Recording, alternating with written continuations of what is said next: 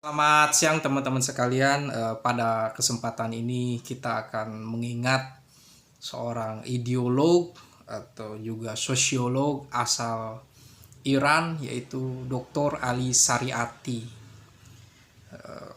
Saya teringat dengan bukunya yang sangat menurut saya bagus tentang peranan cendekiawan, juga tentang sosiologi agama. Ini sangat penting sekali. Jadi bagi Ali Shariati, tugas seorang intelektual itu bukan menjadi penyokong kekuasaan yang zalim, bukan menjadi intelektual yang menara gading. Dia merumuskan ilmu pengetahuan, dia membahas berbagai sintesis teori, tapi tidak ada kaitannya dengan perubahan masyarakat. Yang paling parah adalah para intelektual apabila ilmu kemampuannya digunakan untuk dijual, dilacurkan demi suatu kekuasaan yang zalim. Ali Shariati nasibnya tragis, dia meninggal, kabarnya dibunuh oleh intelijen Reza Pahlavi, yaitu Shafak. Ali Shariati dikenal sebagai seorang ideolog dengan mazhab Islam yang kritis, yang tentu saja ingin menafsirkan dan ingin mengimplementasikan ajaran Islam itu harus bisa menyelamatkan orang-orang yang tertindas. Agama itu harus menjadi penyelamat manusia, bukan menjadi beban manusia atau membebani manusia. Konteksnya kehadiran Ali Shariati dengan semangat ideologis Islam yang revolusioner dan juga tentang semangatnya yang berusaha untuk menunjukkan jalan gitu kan. Intelektual itu tercerahkan dan mau menunjukkan jalan. Para intelektual itu mungkin dia tidak punya harta, dia tidak punya kekuasaan, tapi dia mengajak orang untuk bangun dari mimpinya, bangun dari ketakutannya, atau membuang ketakutannya. Itulah intelektual yang tercerahkan. Dia harus bisa membedakan mana yang harus dibela dan mana yang harus didekonstruksi. Maksudnya di sini itu adalah segala sesuatu yang melenakkan, baik itu pemikiran, suatu doktrin religius, kalau itu hanya untuk menopang suatu kekuasaan yang membuat kita leha-leha, yang membuat analisis kita tumpul, ya itu harus kita kritisi juga. Jadi Ali Shariati ini dikenal juga sebagai seorang sosiolog. Dia belajar di Sorbonne, dia memahami ilmu tentang masyarakat, tentang ilmu yang berusaha memahami tentang dinamika masyarakat, perubahan sosial, mobilitas sosial, di mana dia sangat yakin bahwa perubahan itu harus berasal dari atas, yaitu dari pemimpinan kepemimpinannya. Sebenarnya rezim Pahlavi atau kerajaan ini tidak ada masalah sebenarnya sebagai suatu sistem. Yang dipermasalahkan itu adalah itu praktek menjalankan pemerintahannya yang zalim itu kan. Dan tentu saja merugikan masyarakat, rakyat gitu kan, menebar ketakutan seperti itu. Jadi Ali Shariati dengan pemikiran kritis, dia kembali kepada masyarakat, dia membangkitkan keberanian masyarakat untuk terus berjuang bersama Imam Khomeini dengan menganalisis adanya teori konflik kelas itu ya, seperti Marxis itu.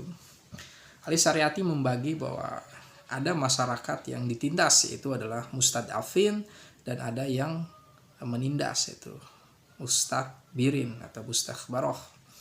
Ya, ini suatu teori tentang teori konflik gitu kan. Ya, untuk membangkitkan suatu semangat perlawanan itu kita harus tahu siapa musuh kita bersama gitu kan.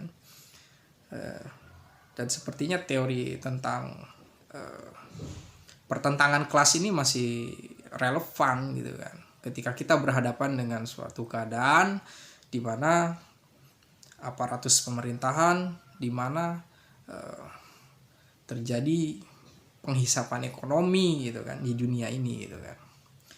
Ya sebenarnya kita membahas Ali Saryati ini dalam konteks pembahasan Ali Saryati, tidak dikaitkan dengan kondisi Indonesia saat ini gitu kan. Yang pasti kita harus memelihara kekritisan kita, dan kita harus ideologis itu ya harus memahami bahwa yang disebut dengan ideologis itu adalah kita memiliki seperangkat pengetahuan, yang pengetahuan itu menunjukkan jalan, menghendaki suatunya komitmen kepada suatu kebaikan bersama. Itu juga ideologis gitu kan, yang lebih universal gitu kan ketimbang. Ya tentu saja setiap agama itu mengajarkan tentang kebaikan, keselamatan, kebaikan yang universal. Nah dari sana kita bisa nggak komitmen untuk menjalankan itu, bukan hanya dalam keyakinan saja, tetapi di dalam implementasinya gitu kan.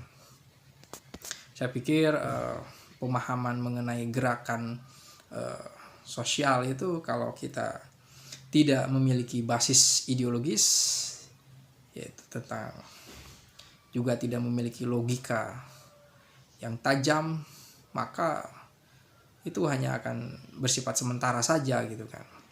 Nah, Ali Saryati mengajarkan kepada kita pertama konsistensi terhadap apa yang kita yakini gitu kan. Tapi tentu saja kita tidak meyakini sesuatu itu dengan membabi buta gitu kan. Kita sepertinya harus tidak terbeli gitu kan. Kita punya keyakinan tentang suatu kebenaran, tentang suatu tata cara melakukan suatu proses demokrasi. Kita berbeda pendapat di dalam suatu hal yang bersifat polemik, oke lah. Tapi kalau mengenai sesuatu yang bersifat prinsipil dan itu ada kaitannya dengan nasib masyarakat banyak, kita nggak bisa kompromi seharusnya.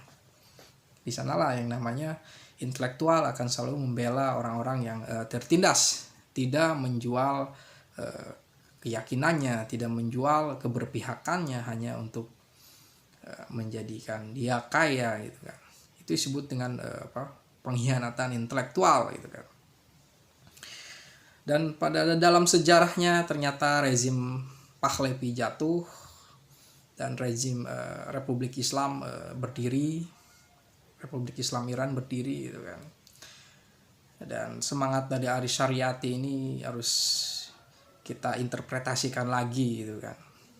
Karena kita melihat masyarakat itu secara parsial gitu kan.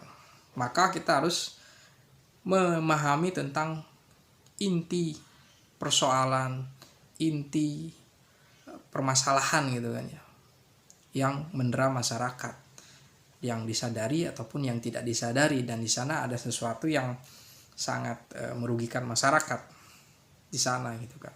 Dan ini membutuhkan suatu energi, membutuhkan suatu kecakapan intelektual.